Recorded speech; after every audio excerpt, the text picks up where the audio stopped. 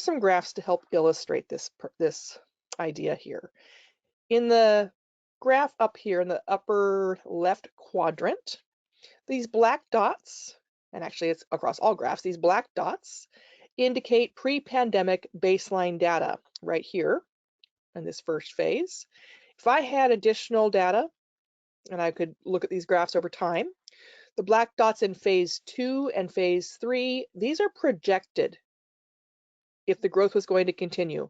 So if I have a trajectory that I'm establishing early on, this is what's gonna happen, I could project the growth over time. And that would be what I would expect to have happen.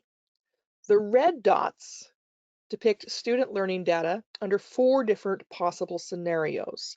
Now clockwise, from the upper left, and we're going to move around the screen here, this scenario represents learning loss with no recovery. If you were to collect data this year that would show my students, like, they lost and they are never recovering, like they haven't gone any better, and over fall and winter and spring, this gap continues to exist, that would indicate a system in significant trouble. Learning loss happened, students lost ground, and now they are not catching up to where they should be. In contrast, if we have the next graph over here, we have learning loss as a result of the pandemic, and then we have return to learning. However, this return to learning is not closing the gap. So in contrast to the first scenario where they lost and then they just didn't ever get the gumption to learn again, the second scenario is more hopeful, yet not hopeful enough, because we don't have recovery. We simply have return to learning, but they still have that gap between what they should be knowing and what they do know. So this is the quick recovery to pre-pandemic learning levels, and this graph was a more gradual recovery. Both this scenario here on the lower right and the scenario on the lower left are hopeful scenarios, in that what they show is students catching up to where they would have been had they remained in school and receiving in-person instruction through all of last year.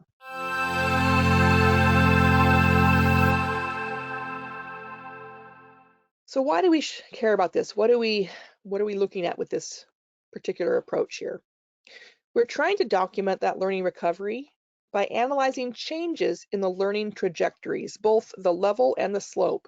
So all of you familiar with easyCBM, think about those individual student graphs where you're trying to compare learning before an intervention and after intervention.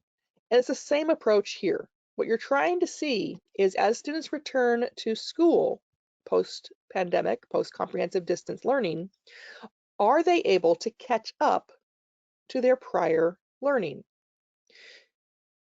This allows you to analyze the impact of your district initiatives by comparing learning trajectories of students maybe whose teachers participate in certain district initiatives. Maybe you're going to do a bunch of professional development. Maybe you're going to offer certain incentives. Maybe you're going to have some mentoring going on, or after school learning initiatives, anything that you might be doing to try to help students catch up. You could then compare the students who are receiving that benefit of that initiative to the students who are not receiving that initiative, and analyze the difference, if any exists, between those groups. To the extent that students who are benefiting from district initiatives show learning growth greater than expected, you can say, wow, this thing is really working. The key thing too to keep in mind is that if you're looking at the different student groups that you've clustered earlier, again, English learners, students experiencing homelessness, students with disabilities or at risk for disabilities, students on 504 plans, whatever your groups are, you want to be able to make sure that all the students are benefiting from what the district is offering.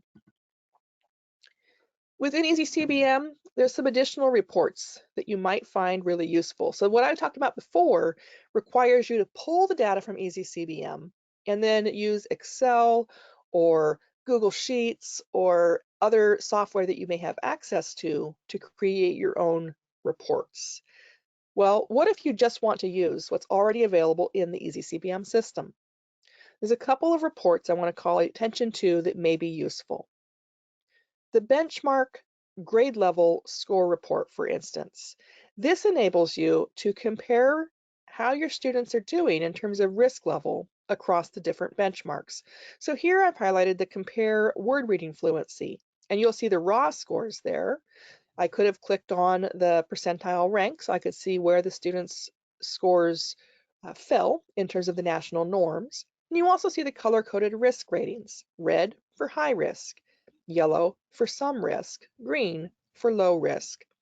The green color-coded students are really performing at the top of their expectations, whereas those in the red are the ones we want to be really concerned about.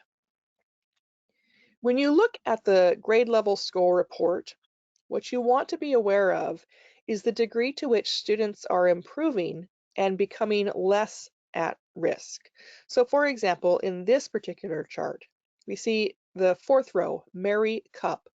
In the fall, her raw score of 6 in word reading fluency put her at the high risk category. And in the winter, her raw score of 18 now brings her to the some risk, yellow color-coded category. You see this line here, this part in the table where it says growth, and it says +4 or -4, +12, etc. That documents the raw score growth that student experienced between fall and winter. You could also look at this growth between winter and spring, and then fall to winter to spring. This particular information can be quite useful to you because if you have students who are starting off having lost ground compared to what you would expect them to be achieving, for students at that grade level on that measure, you're going to need to see some accelerated performance. You're going to need to see them move out of the high risk into some risk, out of some risk into low risk, etc.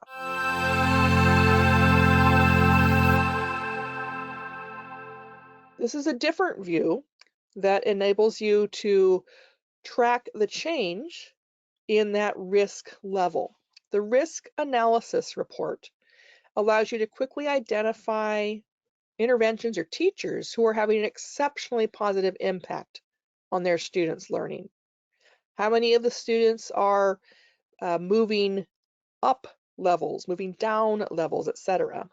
If any of you are in the state of Tennessee, this is the sort of information that is being used to document the overall improvement over time for students. And so some of this risk level change going from low risk to some risk, this is actually an increase in risk, which is kind of a negative thing. You don't want a student to become more at risk. We're going from some risk to high risk. Again, they've moved up one risk category. That's a change in the direction we don't want to see. The opposite down here with Marcine, made up name. Going from some risk in the fall to low risk in the winter, that's a progression in the direction we want to see. Becoming less at risk. And you see the color coding here, the red arrow is to give you a visual cue that that's a negative thing. The green arrow down is to give you a visual cue that, hey, that's a positive thing. We want the students to becoming less at risk over time. So again, the risk analysis grade table can be a quick way to give yourself a snapshot. How am I doing at reducing students' risk levels?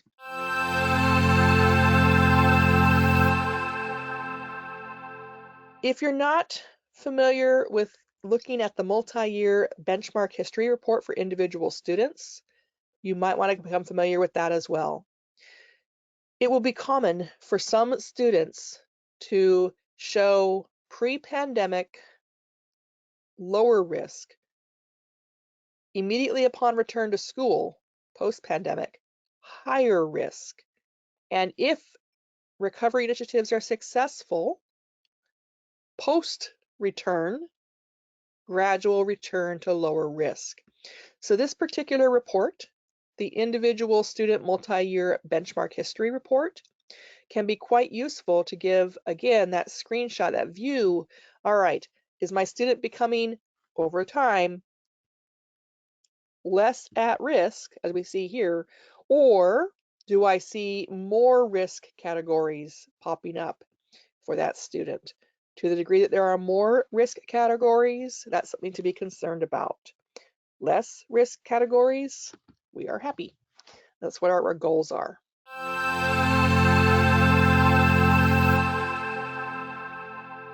Also want to point out the importance of documenting whatever interventions are being implemented for pandemic recovery on the individual student reports. Many districts have already adopted the use of logging the interventions through easyCBM. Some districts are lagging behind in this area. And if you do not log the interventions on easyCBM, then you're missing one of the greatest strengths of the program, which is the ability to help facilitate discussions among staff and even between staff and parents, and for older children, between staff and the students themselves about what's being tried and what is the impact. Is it making a difference? Okay, let's try something else. Oh, look, that made a bit more positive difference. These intervention lines, when they get added in, along with the specific information that you type in to the intervention interface, enables you as a staff, as a school, as an individual teacher, or even as a parent, to understand what's working well for the individual students and really emphasize that over time.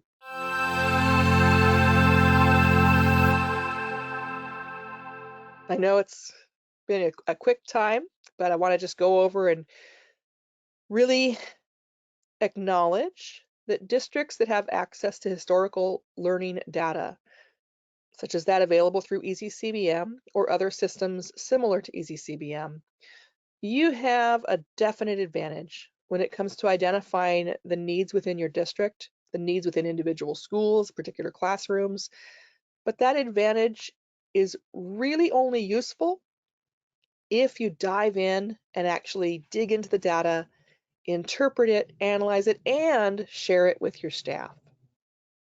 Having access to this data, reliable, valid for screening students at risk, appropriate for tracking the progress they're making over time, this access to data also enables you to look out for the various subgroups of students who may be especially at risk as we return to school, and to track what kinds of impacts, what kind of positive changes students are making as you implement the initiatives.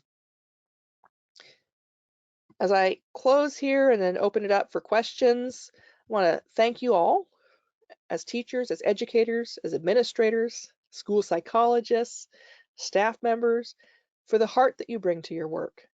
I know it hasn't been easy, and in particular, the pandemic time has been really stressful for a lot of educators. We really, all of us owe you an immense debt of gratitude for your service to society.